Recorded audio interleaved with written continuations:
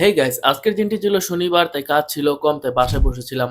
আর হঠাৎ করে আমার দুইটা ডেলিভারি এসে পড়লো, তাই আমি রেডি হয়ে তাড়াতাড়ি ওয়্যার হাউসের জন্য রওনা হয়ে গেলাম। এইদিকে আমার বন্ধু তার বিএমডাব্লিউ নিয়ে দাঁড়িয়ে আছে, সে আমাকে ওয়্যার হাউস ড্রপ করে দিবে। তাছাড়া বাইরে আজকে প্রচুর পরিমাণে রোদ, তা প্রতিদিনের মতনই, নতুন কিছু না। আচ্ছা, শুধু যে রোদ তা না, তার থেকে বেশি হলো ট্রাফিক। কারণ সৌদি আরবে এই সময়টা হলো কাজের, আর বড় বড় কোম্পানি থেকে মাল নিয়ে এই গাড়িগুলো বের হয়। আমার সামনে যে রোডটি দেখতে পাচ্ছেন, এটা বছরে 12 মাসই প্রবলেম আর 12 মাসই ঠিক করা হয়। আর এটা হলো আমার অফিসের সামনের মেন হাইওয়ে রোড। এই রাস্তাটা হালকা একটু ডাইভা গেছিল, এই কারণে 4.5 কিলোমিটার রাস্তা পুরোটা ভাঙা এটা নতুন ভাবে তৈরি করতেছে। আর গাইস, আপনাদের সাথে কথা বলতে বলতে আমি আমার ওয়ারের সামনে এখন এসে পড়ি। আর এখন আমি ভিতরে প্রবেশ করব, দেন গেট গুলো খুলবো, দেন অর্ডার করা মালগুলোকে আমি রেডি করে কাস্টমারের কাছে পৌঁছানোর জন্য প্রস্তুত করব। গেটটা খুলে এটা দেখার পর আমার মনটা অনেকটাই খারাপ হয়ে গেছিল। ফ্যানের পাখার সাথে বাড়ি খেয়ে একটা কবুতর এখানে মারা গেছে, তাই আমি কবুতরটাকে পলিথিনের ভিতরে ভরে এটাকে বাইরে ডাস্টবিনের মধ্যে ফেলে রেখে আসলাম। আসলে মৃত্যুটা হলো মানুষের জীবনে অনিবার্য, কারণ জন্ম যখন নিয়েছি মৃত্যু তো হবেই।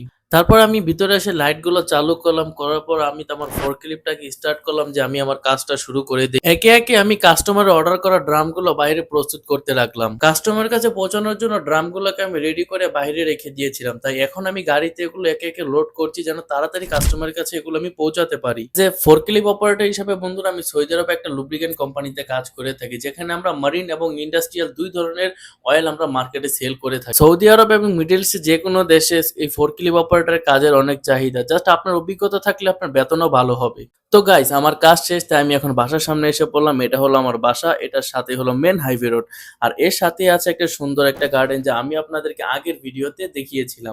আজকে রোদের তাপ সহ্য না করতে পারে আমি একটা কোল্ড ড্রিঙ্ক নিলাম, খেতে খেতে বাসার দিকে যাচ্ছি। তো বন্ধুরা, আমার ভিডিওটি আপনাদের কেমন লাগে প্লিজ আমাকে কমেন্ট করে জানাবেন। নেক্সট ভিডিওর জন্য অপেক্ষা করবেন। ভালো থাকবেন, সুস্থ থাকবেন। আসসালামু আলাইকুম। আর আমাকে প্লিজ সবাই মনে রাখবেন।